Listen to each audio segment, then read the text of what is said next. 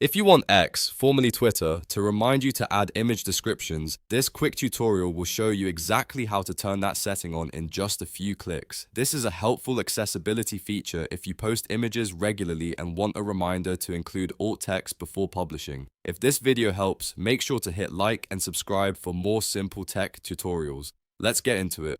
First, open X and look at the left navigation bar. If you do not see all the menu options right away, click on More at the bottom of the left sidebar.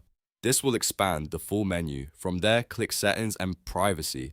Inside the Settings menu, find and click Accessibility, Display and Languages. This section contains options related to how X looks and how accessibility features work. Next, click Accessibility.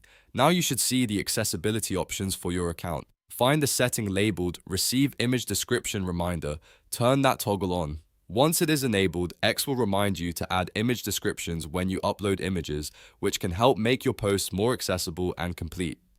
That is all you need to do. It is a simple setting, but it can make a big difference if you want to improve your posting workflow and support accessibility on your account. If this tutorial was useful, please like the video and subscribe for more quick and easy guides just like this. Thanks for watching.